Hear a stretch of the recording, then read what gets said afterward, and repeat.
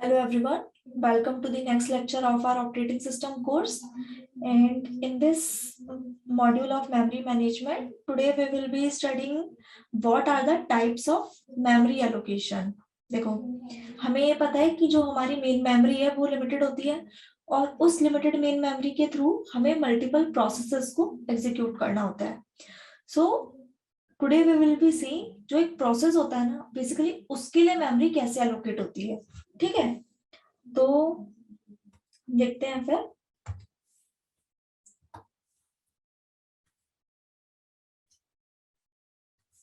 हाँ,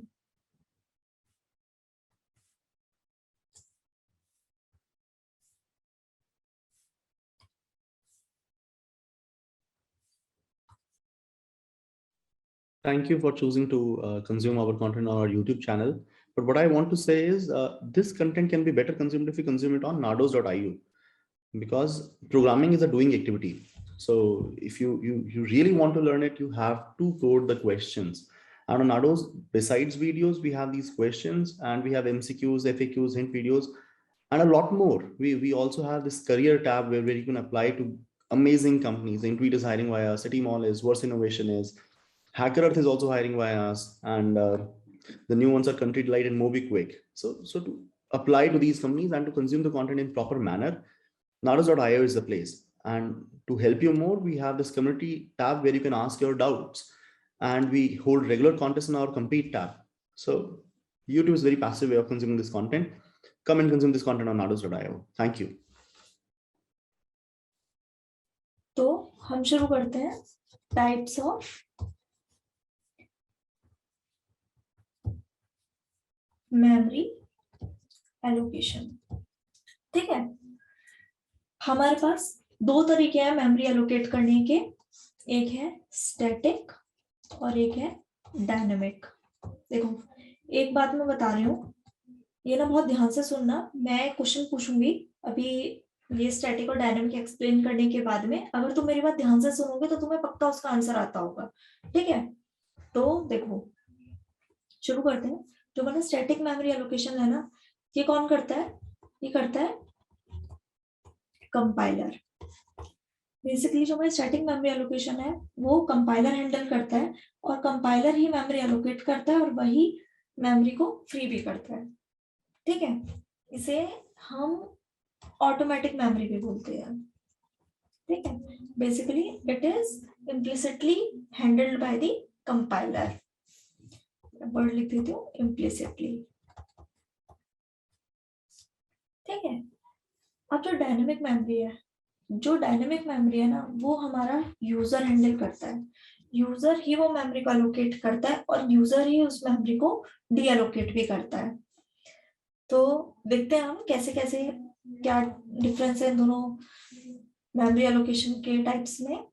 देखो, इतना आई होप सबको क्लियर होगा अब तक कि हमारा जो प्रोसेस है उसके मेमोरी स्पेस को ना हम ब्रॉडली 3 सेगमेंट्स में डिवाइड कर सकते हैं. ठीक है, एक होता है बेसिकली हमारा कोड, एक होता है स्टैक और एक होता है हीप.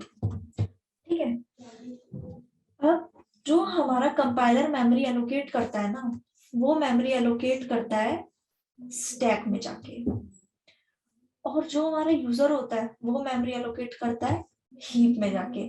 क्या डिफरेंस है इन दोनों के मेमोरी एलोकेट करने में? कंपाइलर क्या है, जब प्रोसेस हमारा रन होता है ना, तभी वो एक फिक्स्ड अमाउंट ऑफ मेमोरी को ले जाके स्टैक में एलोकेट कर देता है. जबकि डायनेमिक में क्या होता है, जो हमारा यूजर है ना, वो एक जो मेमोरी एलोकेट करता है वो उसका साइज कम या ज्यादा हो सकता है. इसमें क्या होता है, स्टैटिक मेमोरी एलोकेशन में तो वो अमाउंट फिक्स्ड होती है, पहले से ही डिसाइडेड होता है. यहाँ पे क्या है, वो जो अमाउंट है ना, it can be changed. It is variable in size जो मेमोरी एलोकेट होती है. ठीक है, इसे हम लोग कोड के साथ देखते हैं. आप, मैं अगर ऐसे बोलूं कि एक मेरे पास फंक्शन है, ठीक है, वॉइड फंक्शन है. अब उस फंक्शन में कुछ मेरे सेट ऑफ इंस्ट्रक्शंस लिखे हुए हैं. उसमें आया कहीं पे int x is equals to 5. ठीक है, और फिर कुछ इंस्ट्रक्शन और फिर मेरा कोड खत्म हो जाता है. होता क्या है बेसिकली इसमें, जब मैं लिख रही हूँ ना int x is equals to 5।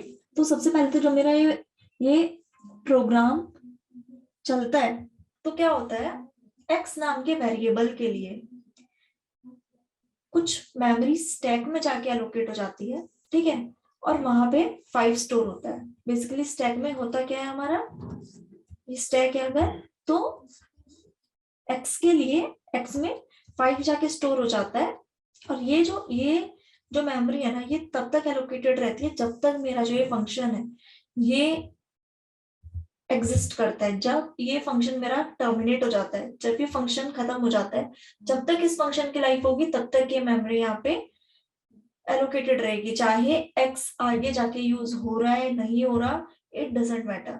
ये मेमोरी बेसिकली क्या है, fixed amount of memory stack में जाके एलोकेट हो जाती है। जबकि इधर अगर हम देखें, इधर क्या होता है हमारा, हाँ देखो इधर क्या है, डायनेमिक मेमोरी एलोकेशन में हीप में जाके ना एक variable amount of memory allocate होती है।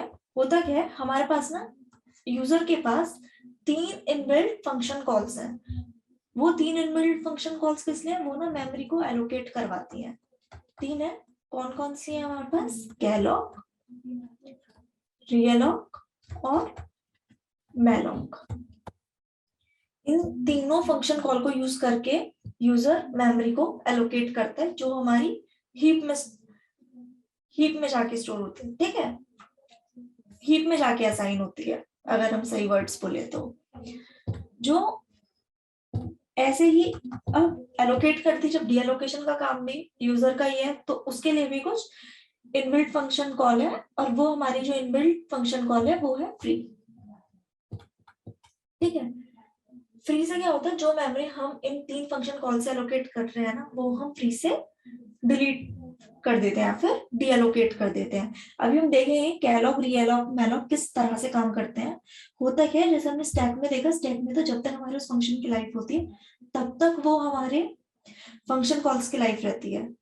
जब तक हमारे फंक्शन की लाइफ रहती है तब तक हमारे जो स्टैक में मेमोरी एलोकेटेड है उसकी लाइफ रहती है। फंक्शन हमारा खत्म हुआ और हमने जो स्टैक में वैल्यू को असाइन किया था, जो स्टैक में मेमोरी असाइन हुई थी, वो मेमोरी डिलीट हो जाएगी। मैं वापस से रिपीट कर देती हूँ एक बार, मैं ये बोल रही हूँ, जब मैं स्टैक के थ्रू मेमोरी असाइन कर रही हूँ तो क्या होता है, जिस फंक्शन में वो मेमोरी असाइन हुई है, जब तक उस फंक्शन की लाइफ है तब तक वो मेमोरी स्टैक में असाइन रहती है। जब वो हमारा फंक्शन टर्मिनेट हो जाता है, जब तक उस फंक्शन की लाइफ है तब तक ये मेमोरी यहाँ असाइन रहेगी। जब वो फंक्शन टर्मिनेट हो गया, वो मेमोरी ऑटोमेटिकली स्टैक से जाके डिलीट हो जाएगी। This is the case with static dynamic allocation. Dynamic में क्या होता है, इट डजंट मैटर कि हमारे फंक्शन की लाइफ क्या है, जब तक यूजर उस मेमोरी को फ्री नहीं कर देगा तब तक वो मेमोरी हमारी हीप में ही रहेगी। तो मेमोरी को फ्री करना उतना ही इंपॉर्टेंट है जितना मेमोरी को एलोकेट करना, ठीक है। अभी हम आगे पूरा देखेंगे कि कैलॉग, रियलॉग, मैलॉग या फ्री हम यूज कैसे करते हैं कोड में, ठीक है, वो हम आगे की अपनी वीडियोस में देखने वाले हैं। अभी मैंने एक चीज बोली थी ये स्टार्ट करने से पहले कि मैं एक क्वेश्चन करूंगी, ठीक है। Now it's time for that, क्योंकि हमने स्टैटिक मेमोरी एलोकेशन और डायनेमिक मेमोरी एलोकेशन तो पढ़ लिया है। अब मेरा क्वेश्चन है, why do we need dynamic memory allocation? देखो मैंने बताया हमारे पास कंपाइलर है मेमोरी एलोकेट डीएलोकेट करने के लिए, ठीक है। तो हमारे पास यूजर को ये काम करना क्यों है, यूजर के थ्रू मेमोरी एलोकेट या डीएलोकेट हो उसकी जरूरत ही क्या है, why do we need that. अगर मतलब तुम लोगों ने वो प्रीवियस इस वीडियो में मतलब इसी वीडियो में पहले देखा होगा कि मैं क्या बता रही हूँ, तो तुम्हें समझ में आ जाएगा कि क्यों हमें डायनेमिक मेमोरी एलोकेशन चाहिए। देखो नहीं समझ में आया तो मैं एक एग्जांपल के थ्रू बताती हूँ, ठीक है। देखो नहीं समझ में आएगा तो वापस से रिपीट कर देंगे। ये मेरी जो प्रॉब्लम स्टेटमेंट है ना, प्रॉब्लम मेरी ये है कि मेरे पास एक एरे है, ठीक है, और एक दूसरा एरे है। अब मेरे को इन दोनों के एलिमेंट्स का, ठीक है, सम करना है और उसे एरे 3 में स्टोर करना है, ठीक है। अब मेरे को तो नहीं पता कि मेरे एरे 1 में कितने एलिमेंट्स आने वाले हैं, एरे 2 में कितने एलिमेंट्स आने वाले हैं। लेट सपोज मैंने ले लिया कि भाई मेरे एरे 1 में ना 100 एलिमेंट्स आ सकते हैं, तो मैंने 100 साइज का एरे ले लिया। मतलब मैंने सोचा कि इससे तो ज्यादा कितने ही आएंगे, तो मैंने ले लिया, ठीक है। एरे 1 को भी ले लिया 100 साइज का, एरे 2 को भी ले लिया 100 साइज का, तो एरे 3 भी 100 का हो गया, ठीक है, बहुत बढ़िया। अब एक केस देखो, फर्स्ट केस क्या हो रहा है मेरे पास, इन दोनों 100 साइज का जो मैंने एरे लिया है, इसके लिए मेरे पास बस 2 एलिमेंट्स आए हैं। एरे 1 के लिए मेरे पास बस 2 एलिमेंट्स हैं, ठीक है। ऐसे ही एरे 2 के लिए भी 2 एलिमेंट्स हैं। तो उस केस में क्या होगा, मेरे पास जो मैंने ये 100 साइज का एरे ले रखा है ना, बड़ा सा, ठीक है, इसमें बहुत सारे ऐसे ही 100 तक मेरे एलिमेंट्स आ सकते हैं, बट हो क्या रहा है, इसमें बस 2 एलिमेंट्स आ रहे हैं। तो ये जो मेरी ये इतनी मेमोरी है ना, ये पूरी क्या हो रही है, ये मेमोरी मेरी वेस्ट हो रही है। पर ये तो मैं स्टैक में जाके असाइन कर चुकी हूँ। मैंने स्टैक में जाके तो मेमोरी यही असाइन करती थी, तो मैंने 100 साइज के एरे लिए थे, वो तो चेंज हो नहीं सकती।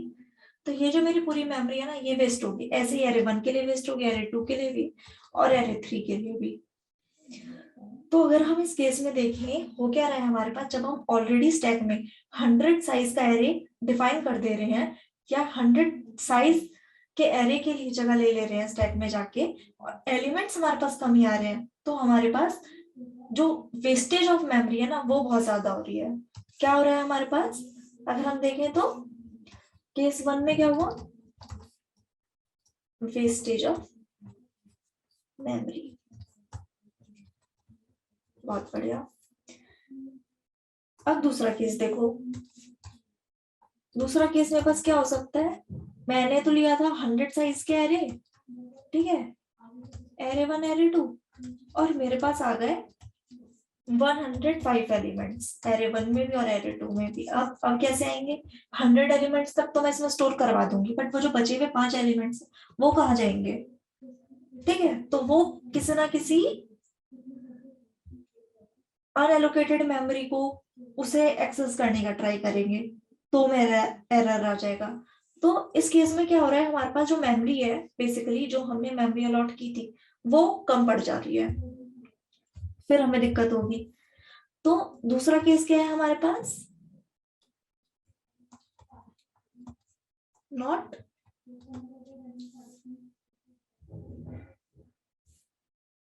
Having enough memory.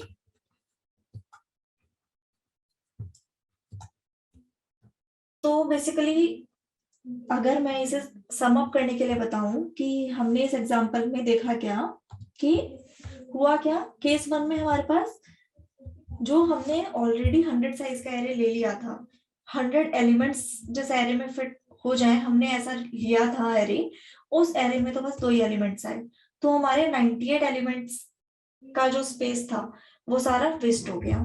दूसरे केस में हमारे पास क्या हो रहा है, हमने 100 साइज का एरे तो लिया है, पर हमारे पास एलिमेंट्स ही 105 आ गए, तो हमारे पास 5 एलिमेंट्स फिट करने के लिए कोई स्पेस ही नहीं है। तो अगर हम ऑलरेडी अपनी एक फिक्स्ड मेमोरी को स्टैक में जाके असाइन कर देते हैं ना, तो ये 2 इश्यूज है जो हमें फेस करने पड़ते हैं। वाइल अगर हम डायनेमिक मेमोरी यूज करेंगे, डायनेमिक मेमोरी एलोकेशन यूज करेंगे, तो उसमें तो क्या होगा, जितनी हमें मेमोरी की रिक्वायरमेंट है उतनी ही मेमोरी को हम असाइन कर सकते हैं बेसिकली, ठीक है। तो आई होप क्लियर हो गया होगा सबको। और अगर मैं इसे पूरे को सम अप करूं कि हमने क्या देखा इस वीडियो में, हमने देखा कि हमारे पास 2 टाइप है मेमोरी एलोकेट करने की, एक है स्टैटिक मेमोरी एलोकेशन और एक है डायनेमिक मेमोरी एलोकेशन। डायनेमिक और स्टैटिक में फर्क क्या है, स्टैटिक हमारा कंपाइलर एलोकेट और डी एलोकेट करता है, डायनेमिक में यूजर एलोकेट करता है। कंपाइलर क्या है, वो एक fixed amount of memory allocate कर देता है स्टैक में जाके, user variable amount of memory को एलोकेट करता है। अब हमारे पास कुछ लिमिटेशंस हैं स्टैटिक मेमोरी एलोकेशन की, जो लिमिटेशंस हम डायनेमिक मेमोरी एलोकेशन से रिजॉल्व कर लेते हैं।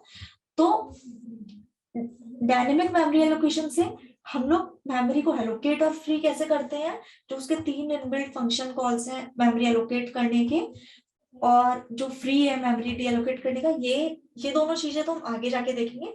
बाकी इस वीडियो में हमने किस तरह से हम मेमोरी एलोकेट कर सकते हैं किसी प्रोसेस के लिए वो देखा। ठीक है, थैंक यू।